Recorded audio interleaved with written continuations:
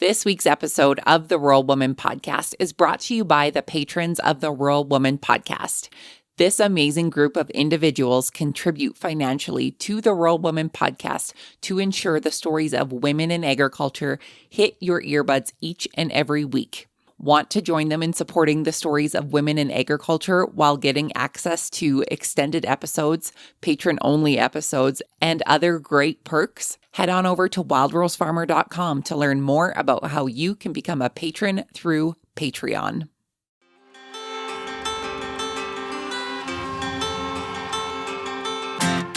Hi, I'm Caitlin Dubin, and this is the Rural Woman Podcast. I'm a first-generation farmer who married into agriculture. Born and raised in a city, I was so unfamiliar with where my food came from, but I was determined to figure it out. Through my journey into agriculture, I saw women who were strong but humble, often taking a back seat. To me, these women were leaders who deserved a seat at the table. I created the Rural Woman Podcast to share the voices of women in an industry whose stories often went untold. The rural entrepreneurs who live and breathe their work, full of grit and pride. We come here to share our stories, to be in community with each other, to be challenged and inspired, but most importantly, to be celebrated and to be heard. We may not all live, farm, ranch, or homestead the same, but we are all connected. We are rural women, and our stories are worthy of being told.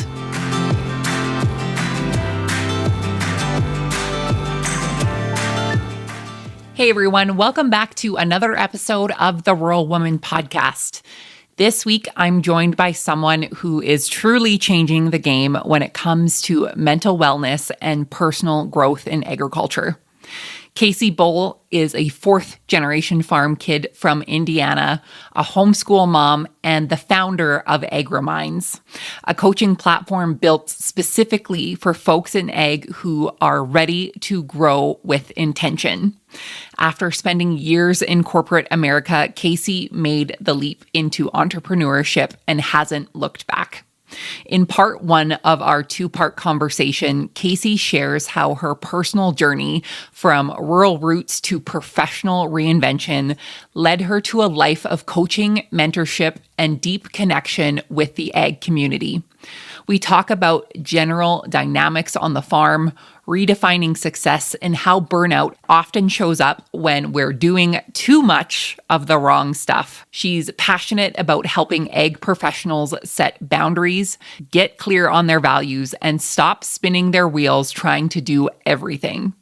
It's a powerful conversation that will leave you feeling seen, supported, and a little more grounded in your own journey. And just a heads up, part two of our conversation drops next week, so be sure to hit the follow or subscribe button wherever you listen so you do not miss it. Without further ado, my friends, here's part one of my conversation with Kacee.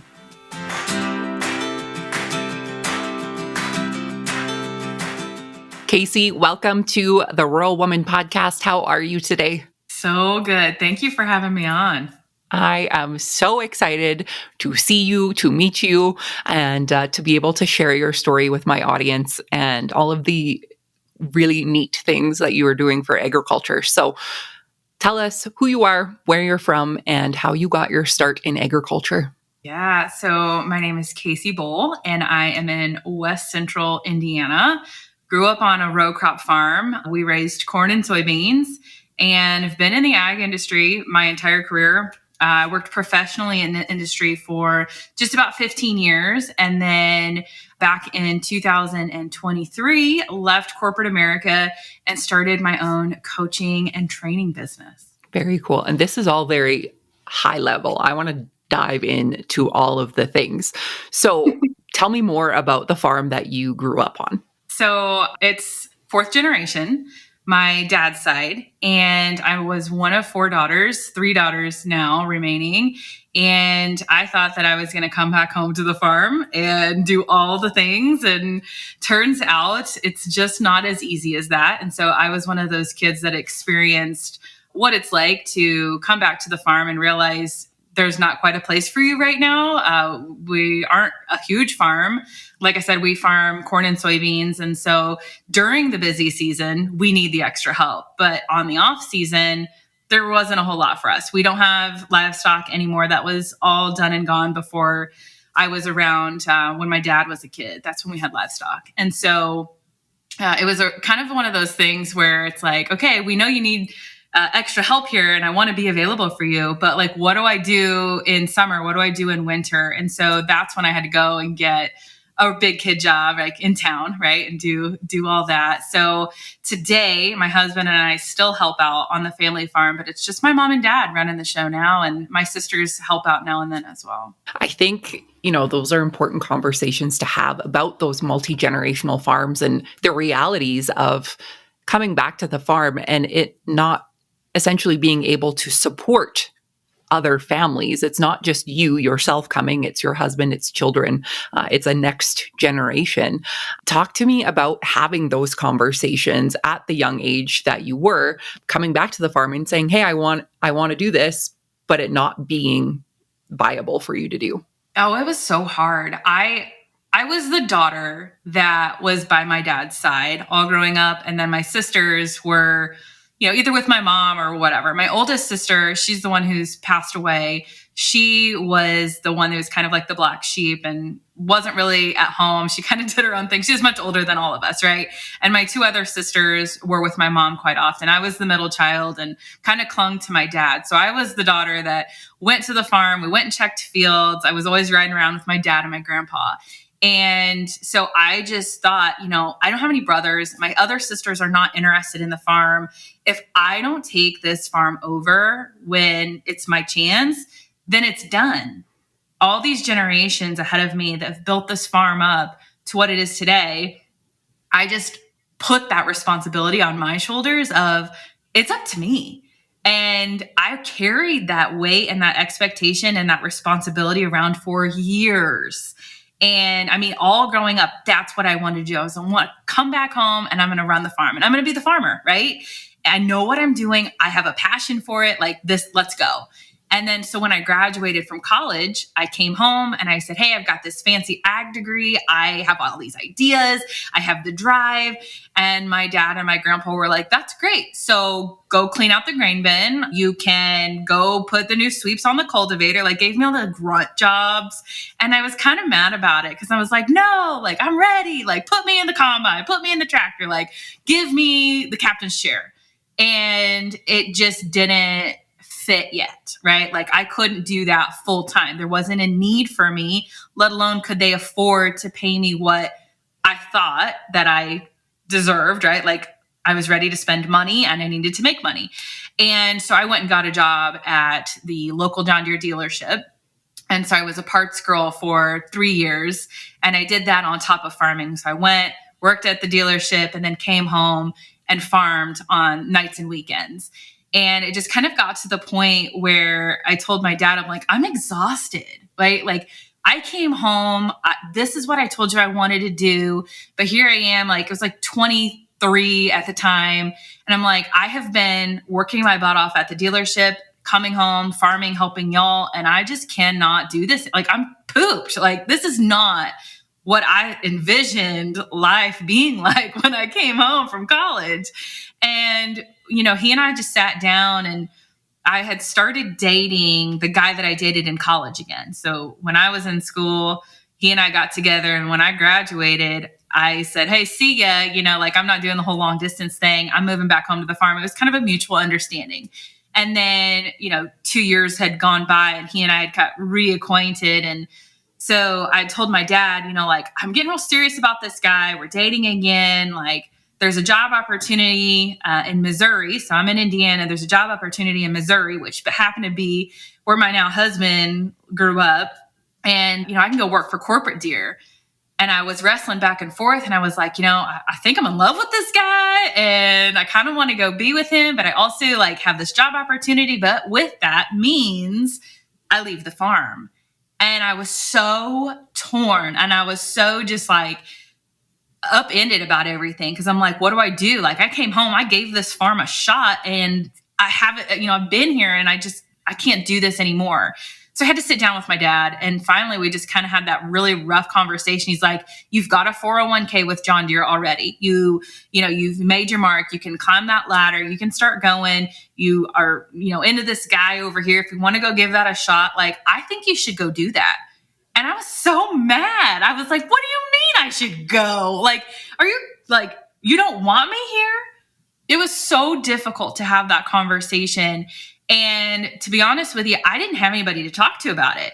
I didn't have a mentor because my mom and dad didn't go to college. They didn't work in corporate America. They hadn't gone through what our industry and being a female in this industry was like. Like, I didn't have a mentor. I didn't have anybody to talk to, which is ultimately, why I do what I do today, is because I want to be that person that helps, that is not financially or emotionally attached to the decisions that I make, to be in my corner. And so anyway, I was kind of just going off of my gut, and I was like, okay, I guess I'm going to go. And I did it. And it wasn't easy, but looking back now after some conversations that I had, over the last 15 years, I realized that was the best thing that I could have done. But man, it was hard. It was really hard to do at the time.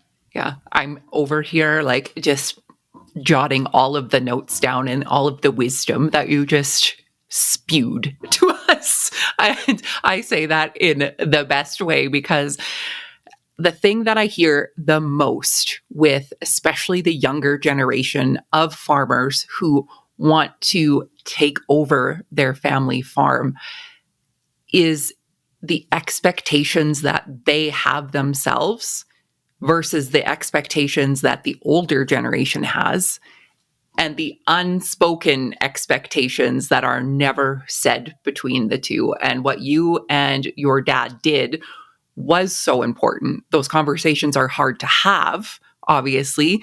You are a college educated woman who is ready to come back to the farm, when I'm sure there were classmates that you had, or people growing up, even your own sisters, they're like, get me the hell out of here. Yes. And here you are, willing to come back and live this rough and tough lifestyle because you love it and because it means something to you. And you're faced with this adversity from people that you would think, well, why wouldn't you want me to come back? Why wouldn't you want this? There's so many layers here. And the biggest thing that I took is just that expectations conversation. So hard to have. Yeah. Oh my God. Yeah. I mean, if I pulled myself out of this situation and was watching somebody else, which happens often because my clients are usually always in this kind of same situation, it's a no-brainer, right? But being in it, being in the controversy, being in the mess of it all, you just cannot think clear-headed through it. So yeah, it's tough. Yeah. And another thing that you had said earlier was, they just weren't ready for me yet. And I think that is such a great mindset to have. And I'm sure at the time, you're not thinking, oh, they're just not ready for me yet. You're thinking, what the heck? Like, why am I not in the driver's seat here making these decisions with all of these great ideas that I just learned, not knowing essentially what your dad or grandpa could have been thinking about the succession plan, the transition plan, or anything like that, or even if they had one. Right? But the piece of not being ready yet, I think that's such an important piece for the younger generation that think, oh, I just want to jump in. I just want to do this. It might not be ready yet. I think that's a key piece there. So tell us more about your career off of the farm and your career in corporate America after you had made that decision to leave the farm. Yeah. I didn't ever think, this is what I want to do when I grow up. I didn't think much about that because I thought the no-brainer was I'm always going to come back to the farm. Like, that's really what I thought I was going to do. And so, I just happened to be going to town to get parts for our farm, and was in there and overheard them talking about how they were hiring for the parts position. And so I was like, hey, I'm here. Like, I'm looking for a job. I think this is divine. Why don't y'all hire me? You guys know my family. I come from a hardworking background. Like, I've grown up going and visiting the parts counter my entire life, right? Like, these guys know me. they know I know what I'm talking about. And I had convinced them to hire me. So I got that job there. And that put me in a position where it was like somewhat customer service, but also sales, because I was doing some selling of lawn and garden stuff, or like the steel chainsaws and things. So I got a taste of selling.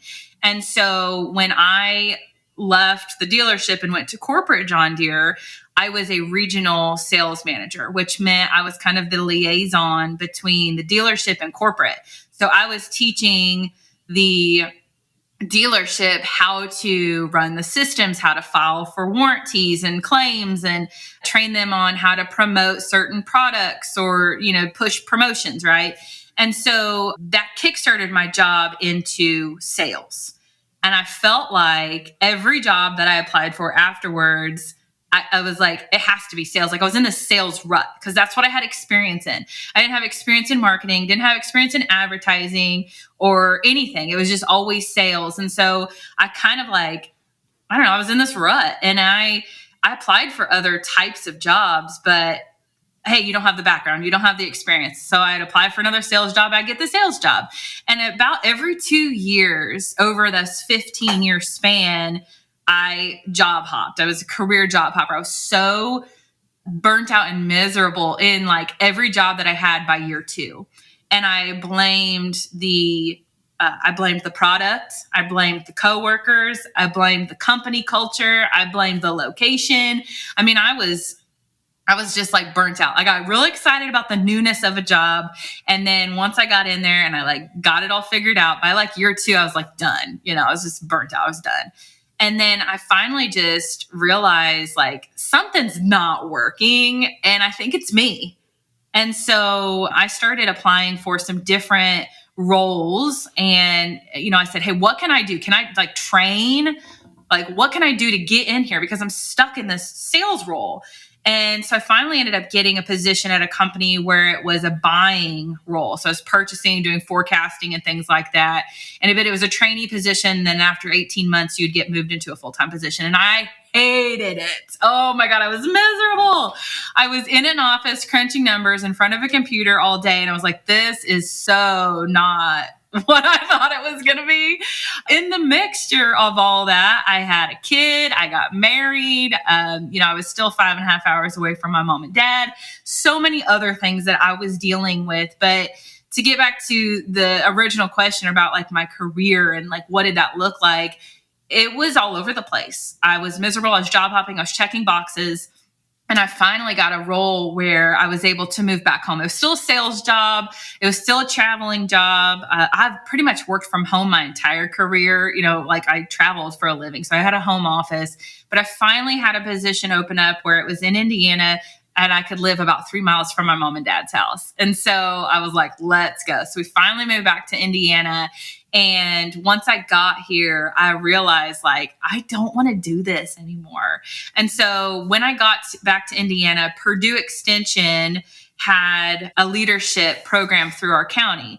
And so I convinced my employer to pay for me to go through this program just to like maybe give me some kind of leadership experience that could put me in a manager position to get me out of the sales rut.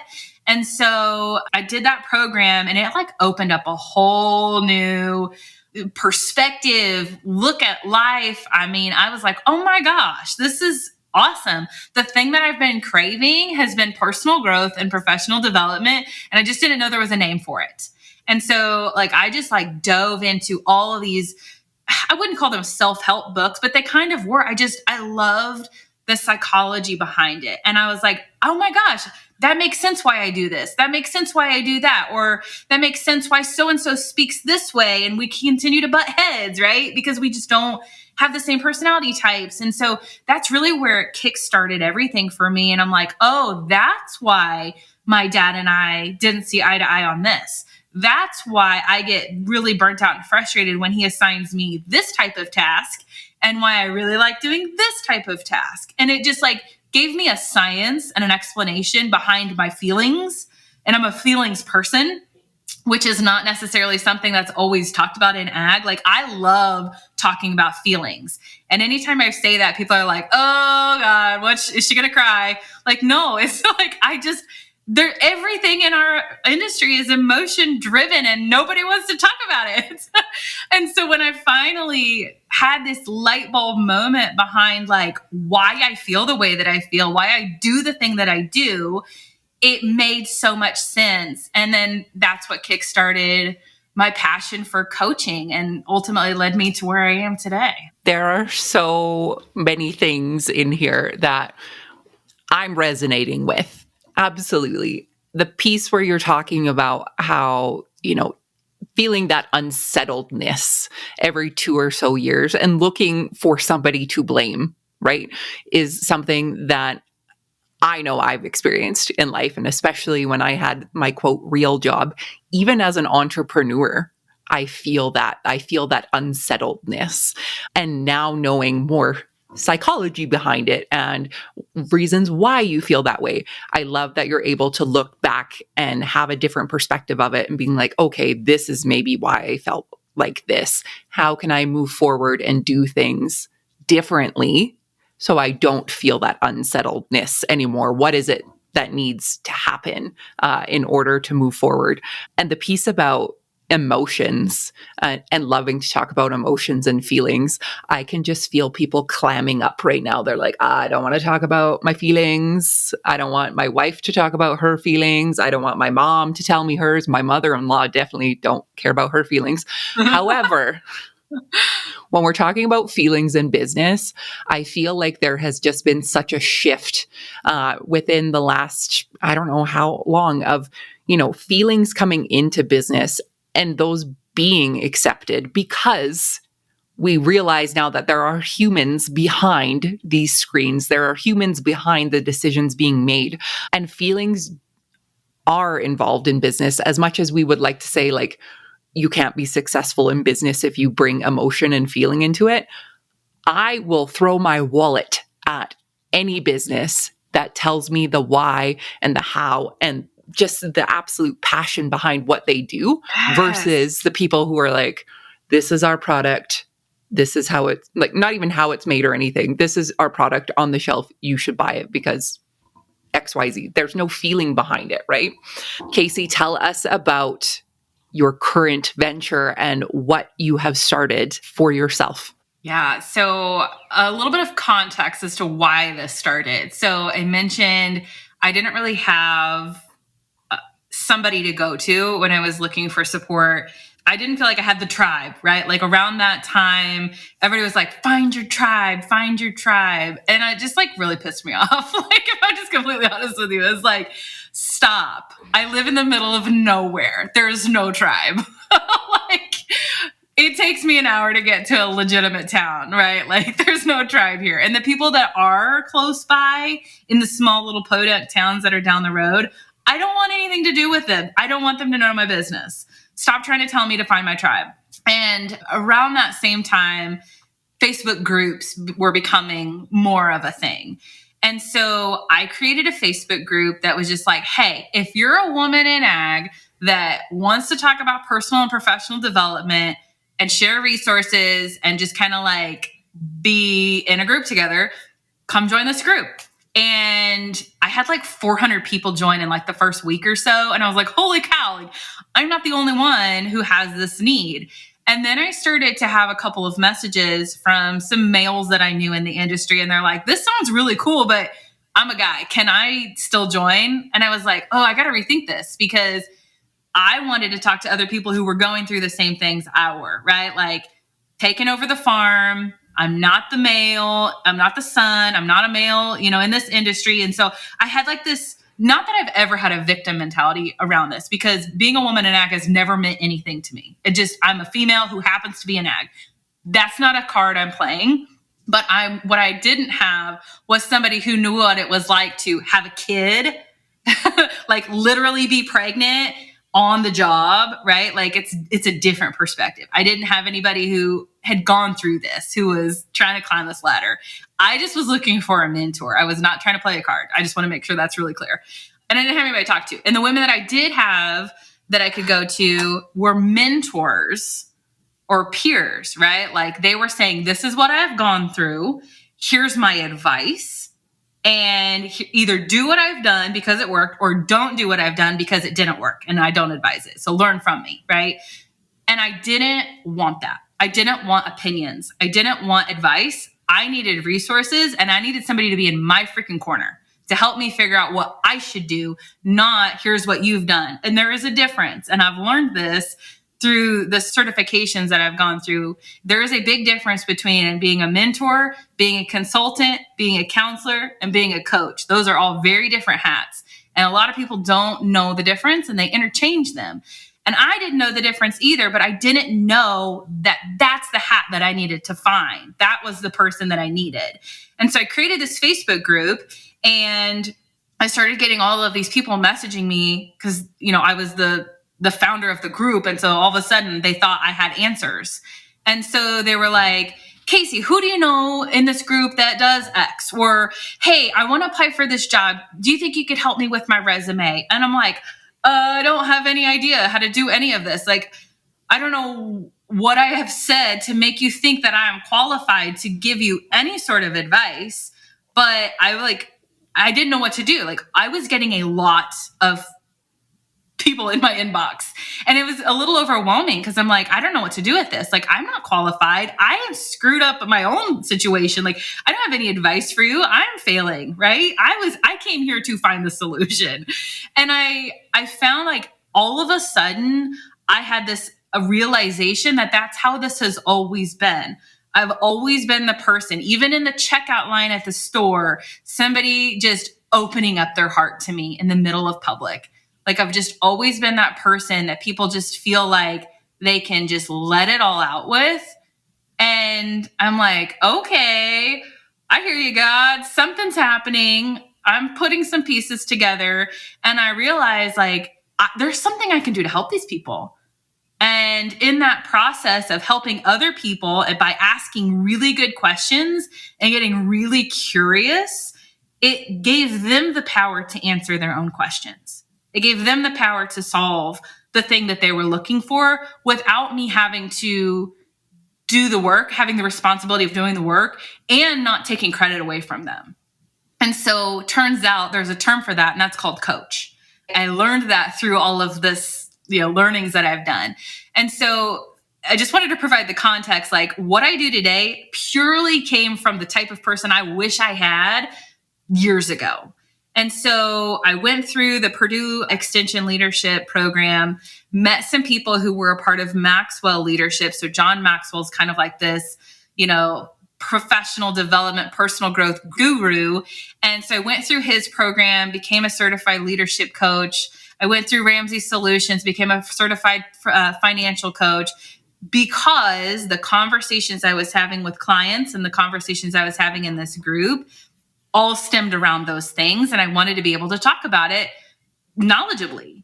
And I was still working full time. And then I got pregnant with baby number 2. And I kind of just had this nudge of like, why don't you test run your maternity leave and see if you can get some opportunities, paid opportunities. And if you can, this is going to be your sign that this is what you need to do full time. And so I did. And I made more money while I was on maternity leave than I did in my entire year's salary at my full-time job. And so when it came time for me to go back to work, my husband and I were like, you're silly for going back and doing a job that you just don't, you like, but it's not lighting you on fire. And then coming home, getting excited to do the thing that you've put off all day because this is your actual, side gig. And I was like, why wouldn't I turn my side gig into the thing I do every day, knowing I can make money at it, knowing it fills me up and brings me joy, and knowing that it's helping other people in the way that I so desperately wished I had.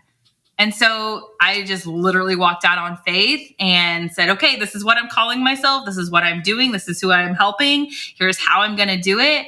And here we are going on, almost 2 years. And it has been the most amazing thing I've ever done in my life. Kacee, I love every second of that. And in saying that, and very much feeling that pull, well, this is for me. And I'm curious if this is how you felt as well. You make the decision, I'm walking out, I'm going to do this thing. And then, 6 months goes by or a year goes by. Did you ever feel the pull? Like, what the hell did I just do? I need to go find a real job. Not quite that. I mean, the day that I was turning in my notice, and the day that was my actual last day, I was like, am I making the biggest mistake of my life? Like, I was making good money. I had a company truck. I had freedom and flexibility. I was working from home. The benefits were amazing. Like, it was a dream job on paper. But I just was, for some reason, not lit up about it. But I was so scared to actually pull the trigger because I'm like, I've never done this before. I don't have a clue what I'm doing. There's no way to know if this was a freak accident that happened over maternity leave or if this is something that's long-term and scalable, right? Like, I had no idea.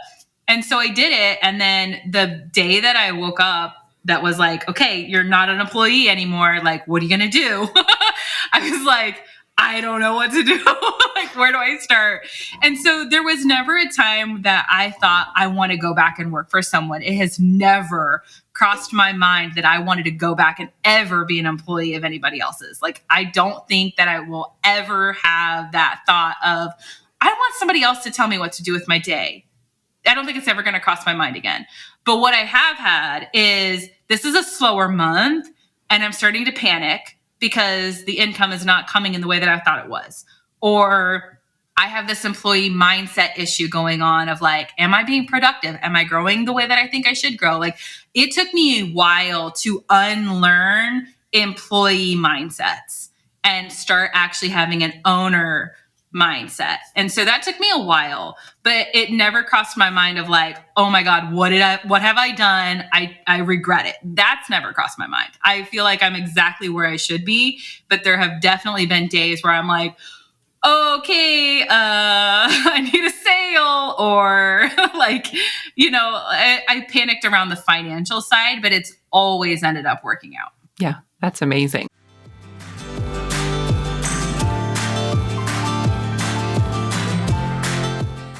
You can help support the stories of women in agriculture to be shared through the Rural Woman podcast on Patreon.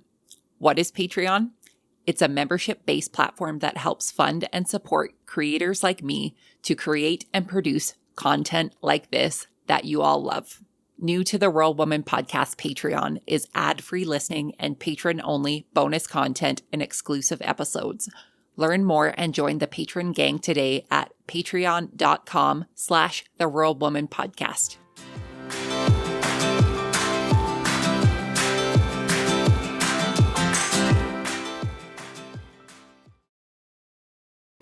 So you've taken different leadership courses and trainings throughout your time in your business.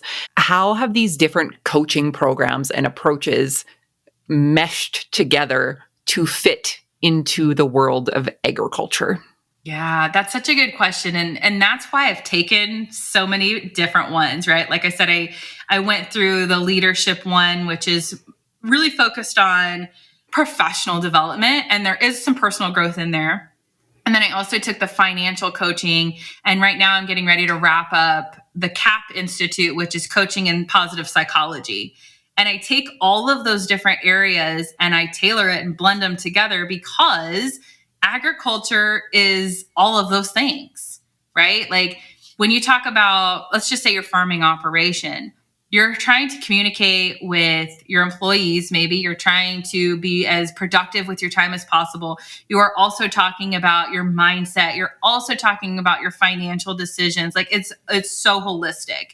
And I know that there are other types of coaches out there who are like, I'm a mindset coach, I'm a business coach, I'm a body coach, I'm a divorce coach, or there's like all of these different niches that you can find.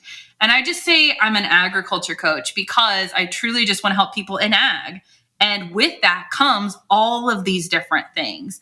And so they're all intertwined. Now, depending on the client, we may lean heavier in one area or the other, but it's a holistic view. You're one person. You just happen to have these different roles and these different areas that you are involved in. So depending on your day, depending on the season or the situation, we may tap into a resource over in this category, or we may grab a tool from this category. But at the end of the day, you're one person and it's all encompassing. And so I take a very holistic approach. And that kind of used to be scary, to be honest with you, because I'm like, that's like life coaching, but I can't call myself a life coach in ag. People are going to think I'm some crazy lady and nobody's going to hire me. Right. And so that's where I came up with the term ag coach, which is essentially a life coach. I'm helping you with your life. But with that comes business too, right? Like, and so I help you. And if you own a business or if you have this, that is all included. But I help you essentially. Right. And I love what you said about, I can't call myself a life coach in agriculture because they'll think I'm crazy. It's so funny to me from being from outside of the industry, coming in and just seeing kind of the stereotypes that we put on things like coaching or mentoring or whatever. You're like, I don't need that. My granddaddy's been a farmer for the last 100 years here. And like all of these things, there's so many stereotypes. But I feel as though we're learning more and more now about different ways to approach different groups of people, about bringing new ideas in. One of the things that you mentioned earlier, the big B word in agriculture, is burnout. And I want to talk to you about the issue of burnout in the agriculture industry, given we have so many long hours and constant demands. What are some of the signs that you have found in people that you've worked with that are signs of burnout in our industry? If I'm honest with you, I get asked this question a ton. Like almost every podcast episode, or if I'm on a panel, that's like such a common thing. Or what are the signs of burnout? And could I give you like the textbook definition? Like I went through a mental health first aid training and there's like legitimate signs bullet pointed. But if I'm completely honest with you, based off of working with clients and finding the root cause of why they are the way that they are, every single person has a different set of signs externally. Internally, because I think that's the big piece is that we're skipping, is externally, we may look great, right? Like you may not know that these are signs of burnout. So externally, somebody else may not be able to pick this out that you're burnt out. But internally, so a self-evaluation is, do you love the things that you're doing every day? Right? Like that was the big sign for me, is something's not right. I am unsettled. Things are not working the way that I want them to work. I'm frustrated. I'm pissed off at my loved ones, and that's not right. That's not normal. Something is causing me to feel stressed out. And there's a difference between stress and burnout too, right? Something that a former coach of mine had said is burnout is not doing too much stuff.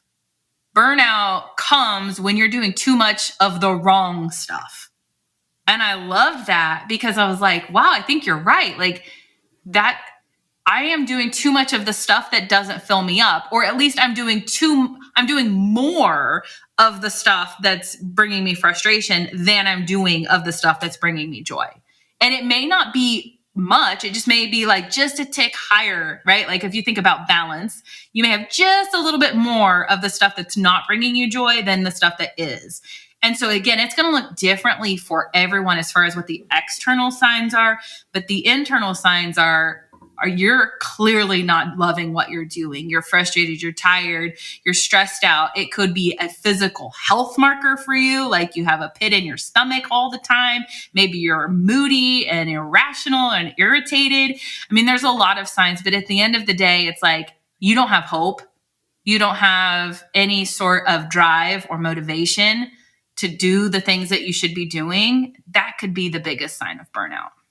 Yeah, for sure. And, to personally experience burnout is a lot to handle. I think for me to see others experience burnout and feel like there's no hope there, that for me is the piece that I feel the most. What are some ways that loved ones can approach their loved ones that they might think are in that burnt out stage? Ooh, that's a good question. And I think it's going to be again, it's different for everybody. For me, I need alone time. And, I have the genius, the working genius assessment of wonder and discernment. And the ways that my cup gets filled is by giving me alone time where I can daydream and I can think freely and uninterrupted and just really just be by myself. And again, that also comes with my personality type of being an introvert, right? An introvert is someone who gets recharged by being alone. And again, I didn't know those things about myself. And so having that conversation with my husband, and he knows those are my personality types. Those are the things that I need in order to feel energized or recharged, or what I need in order to like decompress. If he knows that about me, maybe he doesn't actually have to approach me. Maybe he just knows I'm just going to be proactive here. I'm going to take the kids to go do something, and I'm going to let Kacee have the day to do whatever she needs to go do. Right. And so I think before you go and approach someone, you need to know more about them. Right. Like if you're supporting them in the wrong way, it could almost be more hurtful than helpful. And so I would just give you an opportunity to evaluate like 2 steps before you get to the point where you want to approach them. And actually, the ladybug just landed on me. Sorry, it kind of scared me. But I would say take 2 steps before you approach them and say, like, what is the thing that I'm getting ready to say to them going to trigger them and make this worse? Or is what I'm going to do going to actually be helpful? And so I think getting to know that person and understanding what their actual needs are by asking them, that's the first step that you can do, is what do you need? Instead of going at, here's how I can solve this problem, it's more so just saying, what do you need? What can I do to help you? Right. And I think so many of us want to solve, right? Like when my husband comes up with an idea, I instantly have a decision of whether that's going to work or not. I instantly want to say, well, here's what you need to do next. He's not actually looking for that from me. He just wants me to listen to him. He just wants me to hear them around his idea because he loves coming up with new ideas. He doesn't actually need me to vet them for him. And I think the same concept can be said around burnout, right? And how we're supporting someone and whatever mental health thing that they're dealing with, or even physical thing, right? Before we go and try to solve someone or try to solve the problem for them, asking them what they need can make or break the entire thing. Absolutely. And I think it goes back to what you were saying before about being curious. I think it's okay to be curious about people that we know. We might think we know them or think we know what they need, but have we ever asked? And that expectation piece, we have that expectation that we think we know them, but people change, people grow. And the thing that you are doing, like you said, could be rubbing them the wrong way. And they're just too nice to tell you. Which is, nice of them to not tell you, but it's also a detriment to that relationship and to really be working towards that goal of people being okay and feeling okay to express their feelings and emotions, especially in agriculture, because again, we think of the rough and tough, like salt of the earth people that are farmers, and we think we can get through anything because how many generations before us did that? But we live in an age now where we have access to so much information that it's absolutely mind-blowing. And to know that that information is out there, to know that our feelings are valid, and to know that there's explanations to things and we have access to learning about those, I just think that we are doing ourselves a disservice by not being curious about the people that we love and the people that we work with and the people that we know. Yeah, I think that's so good. And I think even on the flip side here is, again, get curious about yourself, right? Like before it even gets to the point of so-and-so needs to pay attention to so-and-so and try to figure out how to support them because they're burnt out. It's what can I do to be proactive before I get to the burnout point? And that is the work that I like to do, is how can we manage this, that all the things that you're doing, so that way you don't get to burnout. So good. And that's a you thing. Yes. Right? That's when we get to look in the mirror and we're like, oh. Yeah, that's the hard truth. That's the hard part, right? To look at the mirror and be like, oh, this is part of the problem here. I would be remiss not to talk about the other B word in agriculture that I find lots of people feel it's difficult to navigate. And that is boundaries. Not only personal boundaries, family boundaries, all of the boundaries, but many in the farming community struggle with setting boundaries between work and home life. What are strategies that you've recommended to folks in the past in dealing with boundaries? This is one of my favorite topics. And I didn't actually know the difference between boundaries and requests until just a couple years ago. And there is a big difference. And so I think it might be helpful to define those before I say, here's what you can do. Because I think the reason why we feel people are crossing our boundaries is because we actually didn't set a boundary. So the difference between a boundary and a request, right? So a boundary is something that I am setting, that I am saying, this is what I'm willing to do or not willing to do. I do not have to get permission or approval by anybody else in order to set a boundary. And I'm going to pause on that for a second because that is probably going to blow some people's minds. I do not have to get approval by anybody to set a boundary, whether that's a work boundary, personal boundary, whatever. I don't have to get approval. This is something I'm willing to say. It's a non-negotiable. Don't need your permission. A request, on the other hand, is something that I can ask of somebody else, and they have the right to say yes or no, and vice versa, right? Somebody else is setting a boundary. They don't need approval from me. I can cross it, right? I can say, okay, I want to bring up this topic, and they can say, whoa, I don't want to talk about it. They get to decide whether they cave on their boundary or not. And the same thing with a request, right? I can ask something of you. You have the ability to say yes or no. You can ask something of me. I can say yes or no, right? So there is a difference between a boundary and a request. And I think that right there is going to help a lot of people go, oh, that makes sense, because we've interchanged those two words.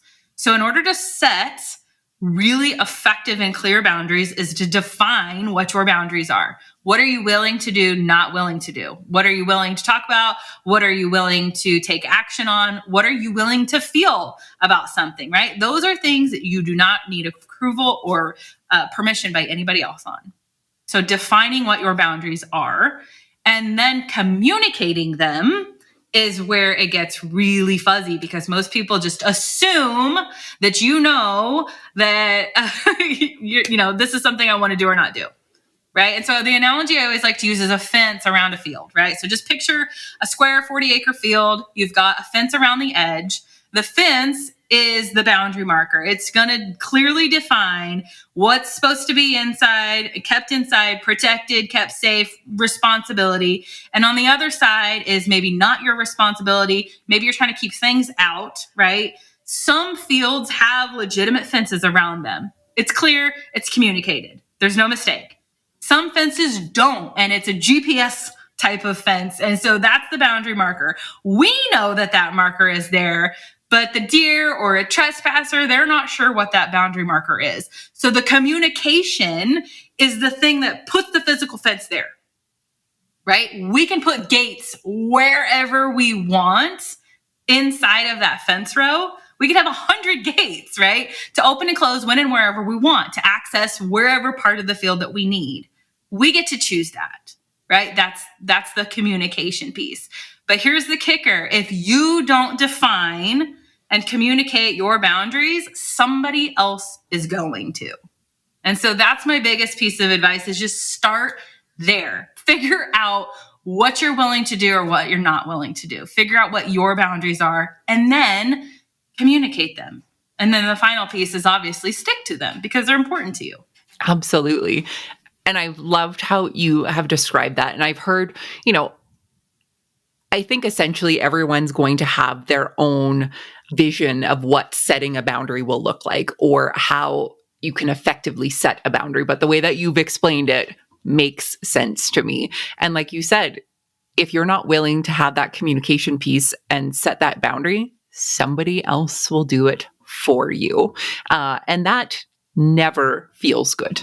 Never. No, it doesn't. And then you're left. Here's where this analogy came from is we've got this property that butts up to our neighbors and it's wooded, but there's probably like 7 feet of like grass in between the woods and the field. And the field is the neighbors. And every year it seems they get 1 row further into our grass. And we added up along the whole entire perimeter of our woods how much acreage of land they're actually farming that's ours. And it ends up being like right around 1 acre total around the whole entire perimeter. If you add in like 4 rows plus the length, it ends up equaling about 1 acre. And over time, you don't notice it, right? Like, oh, okay, 1 year they're 1 row in. Cool, whatever. I'm not going to squawk about them coming in 1 row further. Next year, they're 2 rows in. The next year, they're 3. You know what I mean? And it slowly starts to get closer and closer into your land. That's 1 acre of land that they're getting for free. Like you're taking, and maybe that's not a big deal. I don't know. But it's the principle that it's not yours. And you're crossing the boundary. I can say something about it and cause a big issue. Maybe they just don't plant that far over next year, or I can just let it go. I mean, it's totally my call, but I just have to be okay with whatever that call is, right? But it's just knowing where the boundary was and paying attention to it and noticing it, not all of a sudden one day waking up and they're planting next to the tree. Right. And wondering how the hell that happened, right? It's the awareness piece. So Exactly. Kacee, we have just scratched the surface of all things Kacee Bohle. Can I ask you back for part 2 of this? I would love to. This is so good. Amazing. For the folks who would like to connect with you after the show, where can they find you online? Yeah, so I am Ag Coach Kacee on Instagram. And then I also have a page on Facebook called Ag Coach Kacee. And then just Kacee Bohle on LinkedIn. Those are probably the most common places you can find me. Perfect. And I will link all of those in the show notes at the end of this part 1. And we're going to dive into some more goodness right away here.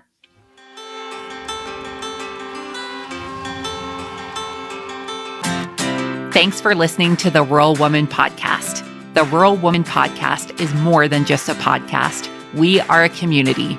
A huge thank you to the Rural Woman Podcast team, audio editor Max Hofer.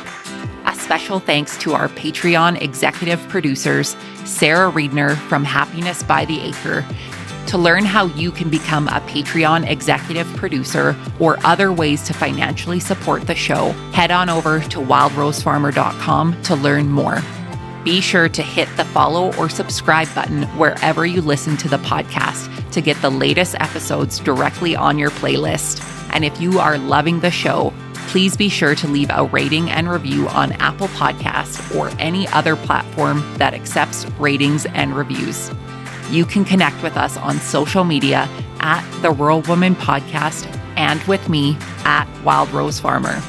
One of the best ways you can support the show is by sharing it. Send this episode to a friend or share on your social media. Let's strengthen and amplify the voices of women in agriculture together. Until next time, my friend, keep sharing your story.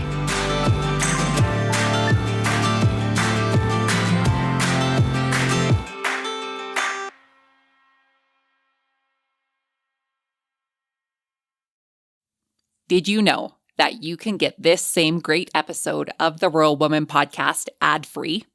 I get it. Listening to ads during a podcast isn't always my favorite either. But in order to keep the lights and coffee pot on here at the Rural Woman Podcast Studios, they are necessary. I am so grateful to each and every one of my sponsors, but if you yourself would like to skip the ads while supporting the show, consider joining me over on Patreon. Patrons of the Rural Woman Podcast get ad-free episodes starting at Tier 5 on their podcast player of choice each week, plus some other great benefits.